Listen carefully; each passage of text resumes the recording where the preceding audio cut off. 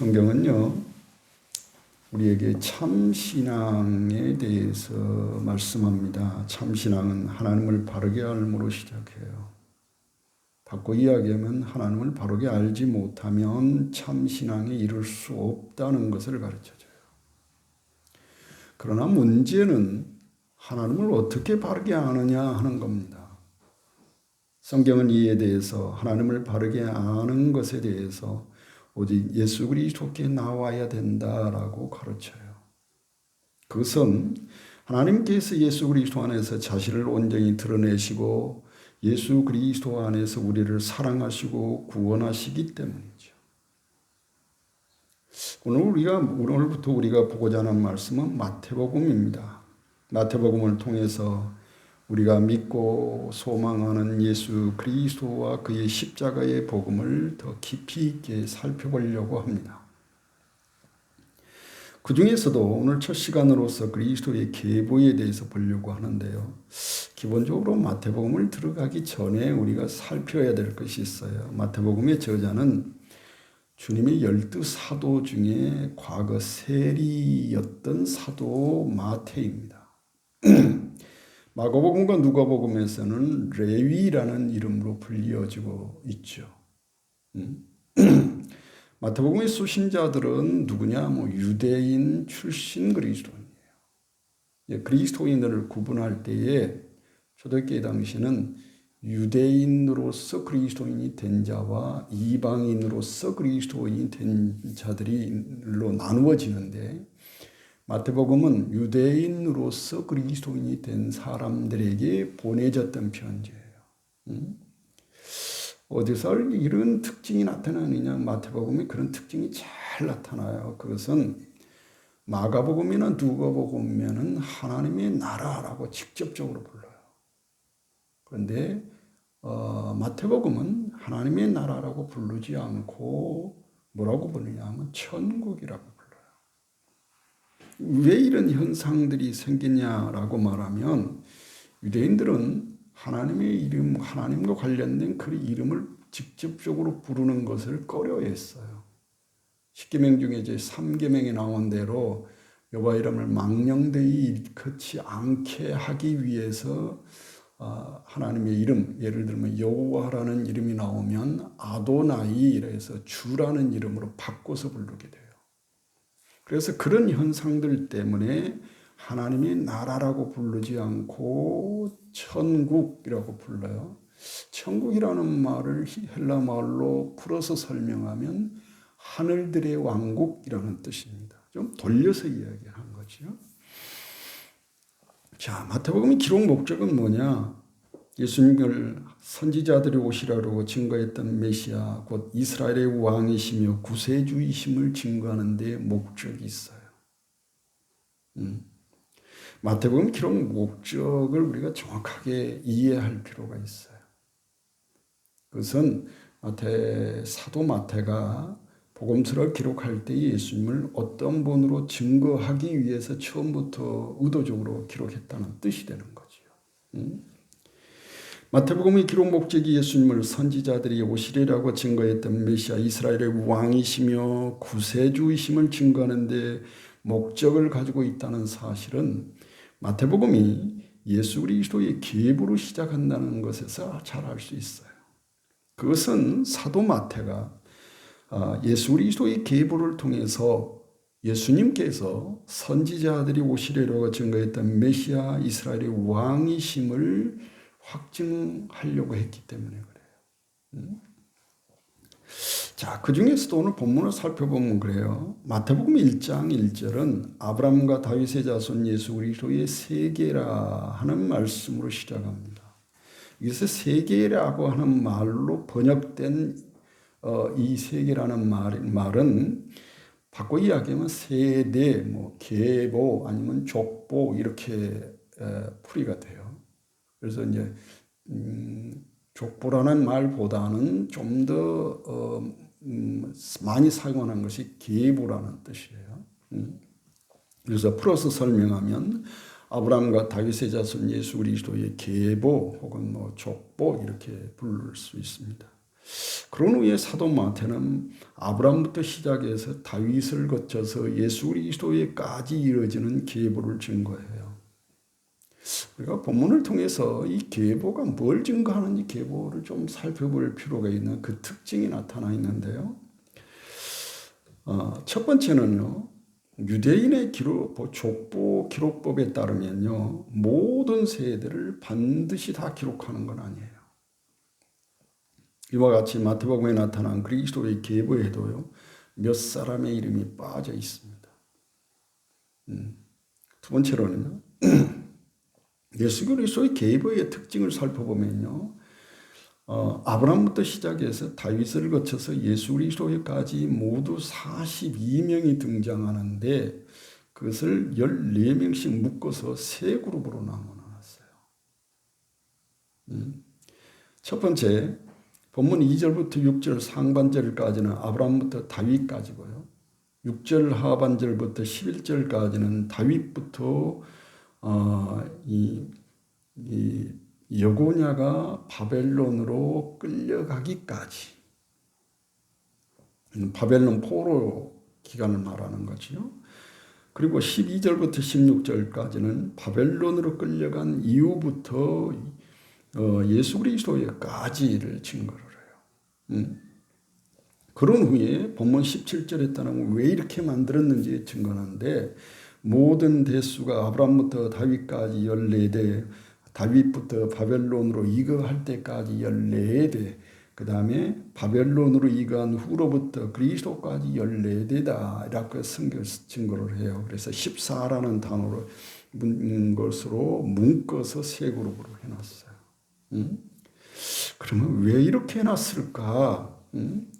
아브라함부터 예수 그리스도까지 긴 역사 가운데서요. 주목할 만한 사건을 중심으로 나누었기 때문에 그래요.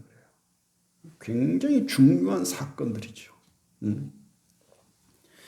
본문에 따르면 사도 마태가 주목하고 있는 인물과 사건들을 살펴보면 아브라함과 다윗 그리고 바벨론 포로의 사건, 예수 그리스도의 오심이에요. 이 네 개의 중요한 인물과 사건들을 중심으로 기록해놨는데요.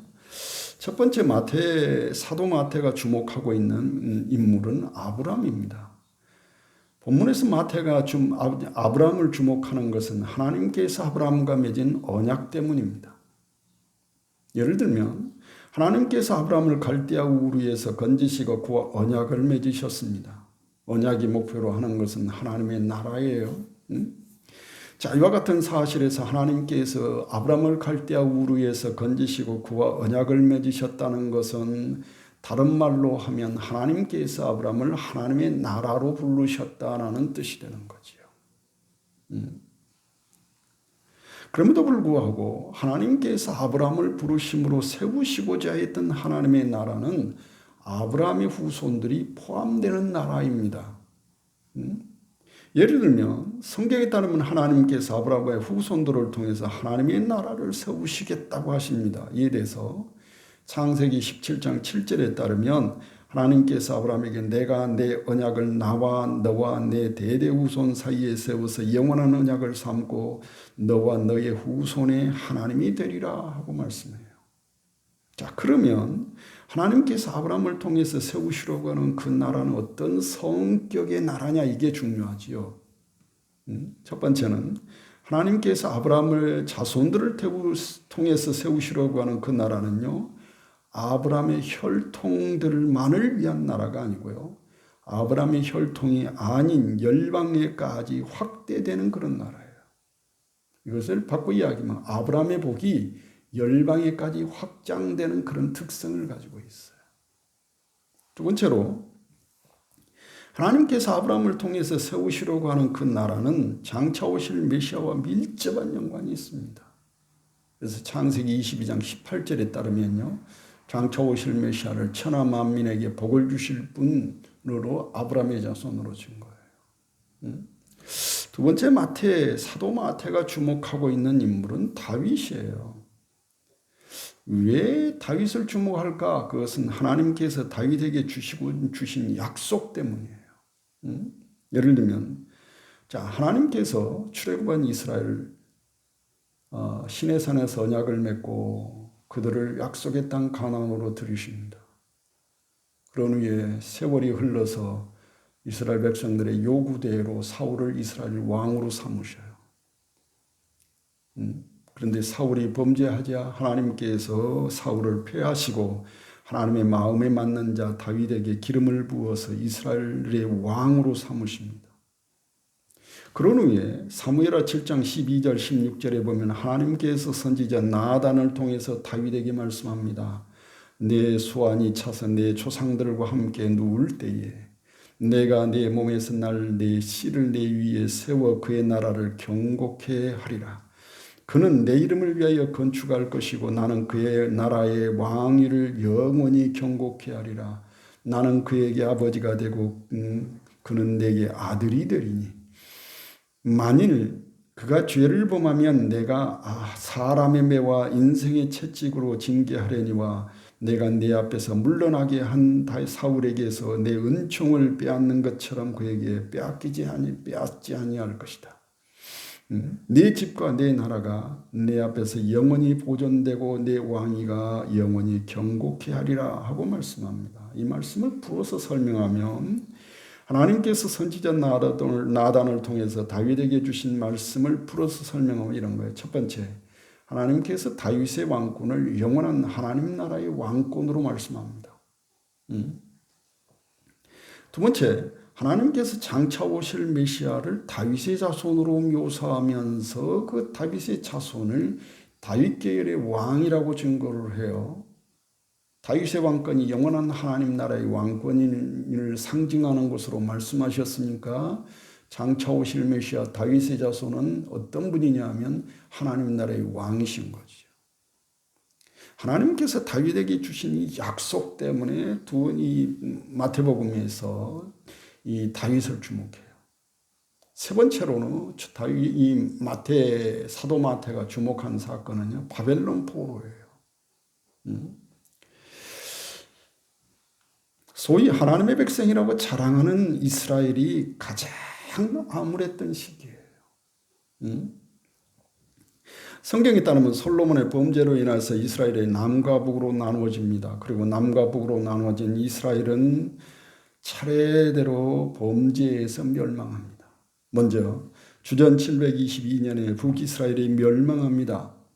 북이스라엘의 멸망은 남왕국 유다에게 경고의 성격을 가지고 있었습니다. 그러나 남왕국 유다는 북이스라엘의 멸망을 경고로 삼지 않고 범죄합니다. 그러자 하나님께서 유다를 이방 바벨론에 넘겨주어 심판하십니다. 하나님께서 유다를 이방 바벨론에 넘겨주심으로 의도하신 것은 무엇이냐? 그것은 하나님께서 범죄한 유다를 더 이상 하나님의 백성이 아님을 나타내고자 했습니다. 이런 사실은 이스라엘이 하나님의 나라를 증거하는 증표를 통해서 알 수 있는데요. 첫 번째로 영원한 하나님 나라의 왕권을 상징하는 다윗의 왕권을 이방의 권세 아래 내어주셔요. 두 번째, 하나님의 도성인 예루살렘을 멸망시킵니다. 다 이게 하나님 나라임을 증거하는 증표들이었죠. 세 번째, 하나님의 임재의 상징인 성전을 파괴하십니다. 네 번째, 소위 하나님의 백성이라고 자랑하는 유다 백성들을 약속의 땅 가나안, 기업을 주로 주신 가나안 땅에서 추방해버립니다. 따라서 바벨론 포로 기간은 소위 하나님의 백성이라고 자랑하는 유다에게 가장 암울했던 시기예요. 자, 그런데 이러했던 암울한 시기에 다른 것이 나타나요. 그것이 뭐냐? 하나님께서 선지자들을 통해서 장차 오실 메시아와 메시아의 오심으로 도래할 하나님의 나라를 가장 활발하게 증거합니다. 이때 다시 말하면 이스라엘이 가장 암울하다고 말하는 이 시기에 모든 이스라엘 백성들이 절망에 빠질 때에 하나님께서 선지자들을 통해서 장차 오실 메시아의 오심으로 도래할 하나님의 나라를 이 황성하게 말씀을 하셔요. 그래서 사도 마태가 이 바벨론 포로에 집중을 하는 겁니다. 네 번째는 마태의 주목한 인물은 바로 예수 그리스도이셔요. 그것은 예수 그리스도께서는 선지자들이 오시라고 증거했던 메시아, 이스라엘의 왕이시며 우리를 구원하시기 위해서 육신을 입고 이 땅에 오신 구세주이시고 하나님의 아들이시기 때문이지요. 자, 이런 특성을 가지고 있어요. 세 번째, 예수 그리스도의 계보를 눈여겨보면 이상한 점이 발견돼요. 먼저 그리스도의 계보에 나타난 남자들 중에서 모범이 될 만한 인물은 없다는 겁니다. 우리가 보기에 다윗, 이 아브라함과 이삭과 야곱, 이스라엘 백성들이 우리 조상이라고 말하는 심지어 아브라함과 이삭과 야곱조차도 모범이 될 만한 만큼 깨끗하지 않아요. 그들도 흠이 있는 인간이에요. 자, 그런데 더 중심에서 우리가 볼 건 뭐냐 하면 그리스도의 계보에 4명의 여자가 등장한다는 거예요. 이건 이례적인 현상이에요. 계보에서 당시에 여자를 등장시키는 것은 이례적인 현상인데요. 근데 그 중에서도 보면 다말, 라합, 룻, 우리아의 아내 밧세바예요. 그리스도의 계보에 등장하는 4명의 여자들을 살펴보면 이럽니다. 다말은 창녀인 척 변장을 하고 그녀의 시아버지인 유다를 유혹해 해서 쌍둥이 2 아들을 낳은 여인이죠. 두 번째, 라합은 이방 여인으로서 여리고성의 기생이었습니다. 그런데 요수아가 보낸 이스라엘의 2 정탐꾼을 숨겨줍니다. 그리해서 여리고성이 멸망할 때에 그녀의 가족들과 함께 구원을 받아요. 그런 후에 그리스도의 계보에 속한 살룸과 결혼해서 누구를 낳았냐? 보아스를 낳음으로써 그리스도의 계보에 들어갑니다. 세 번째 여성은 모압 여성인 룻이에요. 룻은 그녀의 시어머니인 나오미와 함께 유대 땅 베들레헴으로 들어와서 그리스도의 계보에 속한 인물 곧 라비 살룸에게서 낳았던 보아스와 결혼함으로써 2세의 아버지인 오벳을 낳습니다. 그리함으로써 그리스도의 계보에 들어가게 돼요. 마지막으로 한 여성은 우리아의 아내 밧세바입니다. 남편인 우리아가 전장에 나가 있는 동안에 다윗과 불륜을 저질렀던 그런 여자죠. 그 후에 그녀는 솔로몬을 낳음으로써 그리스도의 계보에 들어가게 돼요. 자, 이로 보아서 그리스도의 계보는 우리가 흔히 생각할 만큼 모범이 될 만한 그런 인물들이 별로 없습니다. 본문에 등장하는 여성들을 보면 2명은 불륜여고요. 2명은 이방 여인이에요. 자, 그러면 이런 특성은 뭘 말하려고 했을까? 뭘 이야기하려고 이렇게 기록했을까? 우리가 본문과 관련해서 가장 중요하게 질문해야 될 것이 있어요. 그것이 뭐냐? 사도 마태는 왜 그의 복음서를 예수 그리스도의 계보로 시작했는가 하는 겁니다. 그러나 우리가 사도 마태가 그의 복음서를 예수 그리스도의 계보로 시작하는 이유를 올바로 알기 위해서는 마태복음이 그리스도의 계보를 통해서 우리에게 전하고자 하는 것이 무엇인지를 올바로 살펴야 돼요. 그것은 마태복음이 예수 그리스도의 계보로 시작하는 것과 마태가 그리스도의 계보를 통해서 전하고자 하는 것이 같기 때문입니다. 성경에 따르면 마태복음의 기록의 목적은 예수님께서 선지자들이 오시라고 증거했던 메시아 이스라엘의 왕이시며 구세주이심을 증거하는 데 목적이 있습니다. 이와 같이 사도 마태가 그의 복음서를 예수 그리스도의 계보로 시작하는 것은 그리스도의 계보를 통해서 예수님께서 선지자들이 오시라고 증거했던 메시아 곧 이스라엘의 왕이심을 증거하려는 데 목적이 있어요. 이를 위해서 마태복음은 예수님께서 선지자들 오시라고 증거했던 메시아 이스라엘 왕이심을 아브라함과 다윗 그리고 예수 그리스도께로 이어지는 족보를 통해서 확증하고 있는 겁니다. 그것은 다른 말로 하면 고대 사회에서 이분이 왕이냐 하는 것을 이야기할 때 가장 중요한 것은 혈통이었기 때문에 그렇죠. 우리가 마태가 증거하는 바대로 예수님께서 아브라함과 다윗의 자손으로서 선지자들이 오시려고 증거했던 메시아 이스라엘의 왕이시라는 사실을 올바로 알기 위해서는 구약 성경으로 돌아가서 구약 성경에 나타난 메시아의 사상부터 살펴야 돼요. 성경에 따르면 이스라엘은 오래전부터 장차 오실 메시아를 소망했습니다. 메시아에 대한 소망이 가장 먼저 나타난 것은 창세기 3장 15절이에요. 첫사람 아담과 하와가 범죄한 직후 하나님께서 아담과 하와를 범죄케 한 그 뱀, 곧 뱀으로 상징되는 사단을 저주하시는 말씀을 통해서 내가 너로 여자와 원수가 되게 하고 너의 후손도 여자의 후손과 원수가 되게 하리니 여자의 후손은 네 머리를 상하게 할 것이요 너는 그의 발꿈치를 상하게 할 것이니라 하고 말씀하셨습니다. 이 말씀에서 우리가 눈여겨보아야 할 것은 하나님께서 장차 뱀으로 상징되는 사단의 머리를 깨시고 인류를 죄악 가운데서 건지실 분으로서 여자의 후손을 보내시리라고 하셨다는 겁니다.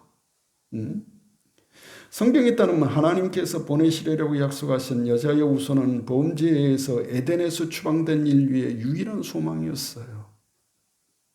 이에 대해서 창세기 5장 28절 29절은 노아의 아버지 라멕이 아들을 낳고 그 이름을 노아라 합니다. 그러면서 그 이유를 이렇게 이야기합니다. 여호와께서 땅을 저주하심으로 수고로 일하는 우리를 이 아들이 안위하리라 하였다고 준 거예요. 이 말씀을 살펴보면 첫째로 노아의 아버지 라멕이 이름을 짓는 과정을 통해서 에덴에서 추방된 이후에 인간의 삶이 얼마나 고통스러웠는지를 준 거예요. 두 번째로 노아의 아버지 라멕이 이름을 짓는 과정을 통해서 노아의 아버지 라멕이 소망이 나타나 있습니다. 그것은 뭐냐? 여호와께서 땅을 저주하심으로 수고로 일하는 우리를 이 아들이 쉬게 해줄 것이라는 소망이에요.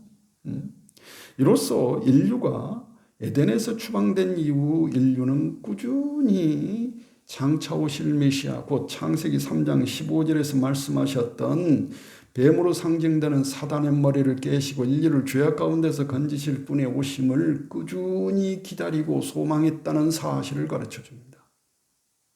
그런 후에 선지자들 오시려고 증거했던 메시아는 아브라함의 자손으로 묘사됩니다.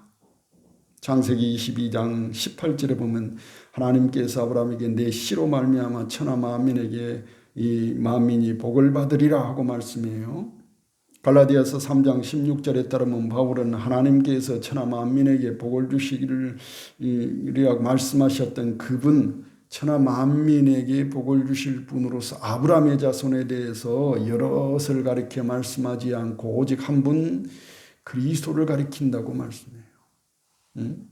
그런 후에 사무엘하 7장에 따르면 선지자들이 오시려고 증거했던 메시아는 다윗의 자손으로 묘사됩니다. 자, 그러면 오시리라고 증거했던 다윗의 자손은 어떤 분일까요? 구약의 선지자들은 어떤 분으로 묘사했을까요? 첫째로 선지자들은 장차 오실 메시아에 대해서 하나님이시며 사람이신 분으로 증거합니다. 이에 대해서 이사야 9장 6절에 따르면 한 나귀가 우리에게 낳고 한 아들을 우리에게 주신 바 되었는데 그 어깨에는 정사를 메었고 그 이름은 기묘자라 묘사라 전능하시는 하나님이라 영존하시는 아버지라 평강의 왕이라 할 것임이라고 증거를 합니다. 두 번째로 선지자들은 장차 오실 메시아에 대해서 선지자들이 오시리라고 증거했던 메시아적 왕, 다시 말하면 오시리라고 증거했던 이스라엘의 왕이라고 증거를 해요. 메시아가 다른 한편으로 하나님이시면서 사람이신데 다른 한편으로 그 메시아는 어떤 분이냐면 왕이에요. 자, 이에 대해서 이사야 32장 1절에 보면 이사야 선지자는 보라 장차 한 왕이 의로 통치할 것이요 방백들이 공평으로 정사할 것이라고 증거합니다. 이런 사실은 예레미야서에도 나타나는데 예레미야 23장 5절에 보면 나 여호와가 말하노라 보라 때가 이르리니 내가 다윗에게 한 의로운 가지를 일으킬 것이라. 그가 왕이 되어 지혜롭게 행사하며 세상에서 공평과 정의를 행사할 것이라고 말씀합니다. 세 번째로 선지자들이 오시라고 증거했던 왕은 어떤 분이냐라고 말하면 자기 백성들을 저희 죄에서 건지실 분이에요. 이런 사실 때문에 선지자들은 메시아에 오시는 날을 죄 사함과 구원의 날로 소망을 했습니다. 그런데 때가 차면 하나님께서 약속하신 메시아 선지자들이 오시리로가 증거했던 왕을 보내셨습니다. 그분이 바로 누구냐? 예수 그리스도이십니다. 자, 이와 같은 사실 때문에 신약성경은 예수 그리스도께서 어떤 분이신지에 대해서 증거를 해요. 첫 번째로 구약의 선지자들이 장차 오실 메시아 이스라엘 왕에 대해서 하나님이시며 사람이신 분이라고 증거한 바대로 신약성경은 예수 그리스도를 하나님이 보내신 하나님의 아들이시라고 증거합니다. 이에 대해서 마태복음 3장 16절 17절에 보면 예수님께서 요단강에서 세례요한에게 세례받으시고 물에서 올라오실 때에 성령이 강림하시면서 하늘에서 말씀을 합니다. 뭐라고 하냐면 이는 내 사랑하는 아들이요 내 기뻐하는 자라 했다고 증거해요. 두 번째로 본문에 따르면 마태는 선지자들이 오시리라고 증거했던 메시아 이스라엘 왕을 아브라함과 다윗의 자손으로 묘사합니다. 바꿔 이야기하면 선지자들이 오시리라고 증거했던 메시아 하나님의 아들이시며 이스라엘 왕이 어떤 분으로 오셨냐라고 말하면 아브라함과 다윗의 자손으로 오신 거죠. 이는 마태복음이 예수 그리스도의 계보로 시작한다는 것에서 잘 알 수 있습니다. 옛적에 하나님께서 다윗의 왕권을 영원한 하나님 나라의 왕권을 상징하는 것으로 말씀하시고 장차 오실 메시아를 메시아 다윗의 자손에 대해서 다윗 계열의 왕으로 말씀하신 것 같이 마태복음은 예수 그리스도의 계보를 통해서 예수 그리스도께서는 선지자들이 오시리라고 증거했던 왕, 곧 하나님 나라의 왕, 이스라엘의 왕이심을 증거해요. 왜냐하면 이스라엘이 하나님의 나라였기 때문에 오시리라고 증거했던 다윗 계열의 왕은 다른 말로 하면 이스라엘의 왕이면서 동시에 하나님 나라의 왕인 거죠. 그러면 자, 마태복음이 오시리라고 증거했던 메시아 하나님의 아들을 다윗의 자손으로 아브라함과 다윗의 자손으로 증거함으로써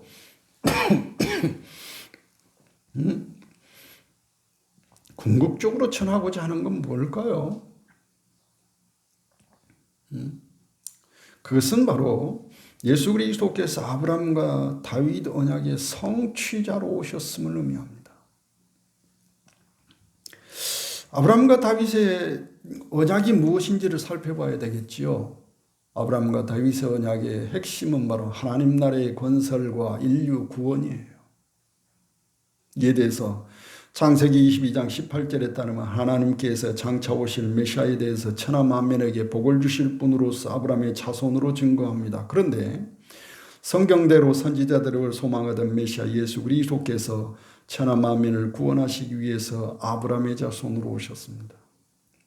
두 번째 사무엘하 7장에 따르면 다윗의 왕권을 영원한 하나님 나라의 왕권을 상징하는 것으로 말씀하시면서 장차 오실 메시아 다윗의 자손을 장차 오실 메시아를 다윗의 자손으로 증거를 해요.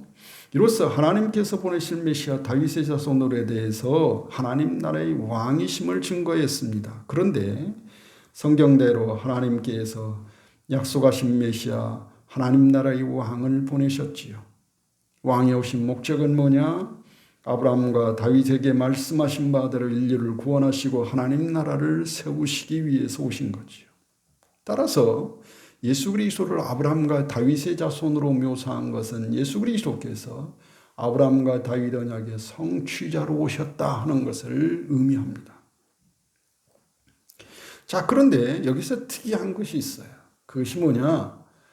선지자들이 오시려고 증거했던 메시아, 하나님 이스라엘의 왕이시며 동시에 인류의 구원주가 되신 예수 그리스도께서 낮아지신 모습으로 오셨다는 거예요.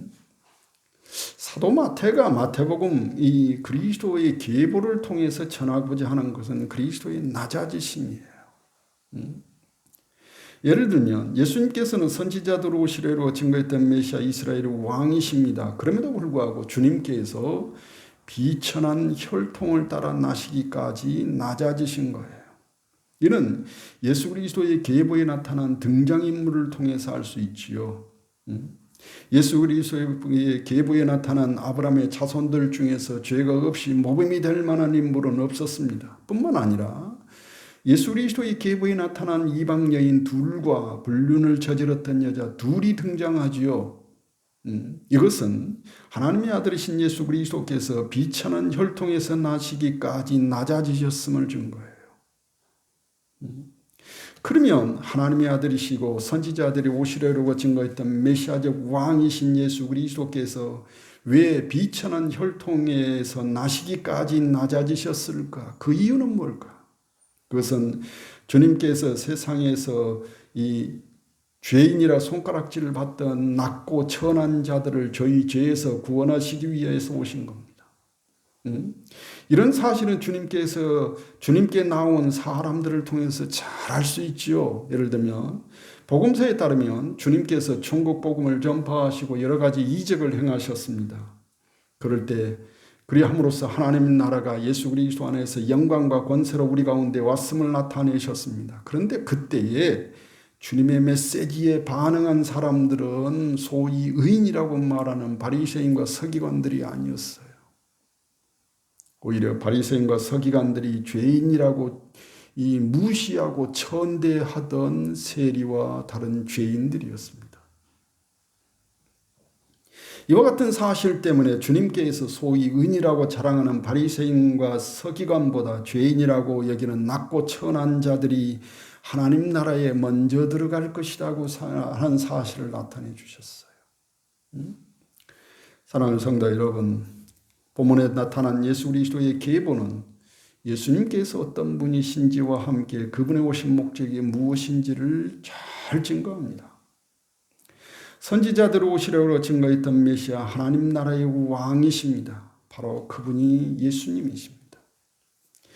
예수님께서 선지자들이 오시려고 증거했던 메시아 하나님 나라의 왕이신 주님께서 오신 목적은 아브라함과 다윗 언약을 성취하시기 위해서 오셨습니다.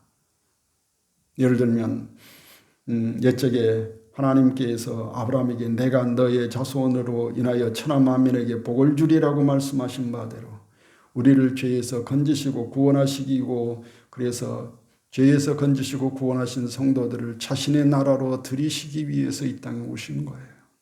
그리고 이를 위해서 주님께서는 우리와 같은 연약한 육신을 입고 오시되 낮고 천한 자리로 내려오셨습니다. 그러므로 이제 이 복음서는 바로 우리에게 우리의 눈이 어디에 집중해야 하는지를 가르쳐줘요. 우리의 소망이 무엇을 두고 우리가 소망을 두고 살아가야 될 것인지를 가르쳐줍니다. 그것은 우리가 믿고 소망해야 될 분은 예수 그리스도이십니다. 우리가 바라고 소망하고 따라야 될 분도 예수 그리스도이십니다. 그것은 마태복음 예수 그리스도의 계보를 통해서 예수 그리스도께서 선지자들이 오시려고 증거했던 메시아적 왕이시라고 증거한 바대로 우리가 예수 그리스도 안에서 믿음으로 말미암아 죄사함 구속함을 받고 또한 주의 은혜의 나라로 들어가기 때문이지요. 무엇보다 더 중요한 것은 선지자들이 오시리라고 증거했던 메시아 이스라엘의 왕의 사역, 아브라함과 다윗 언약의 성취가 바로 오늘 우리를 위한 것이라는 사실이에요.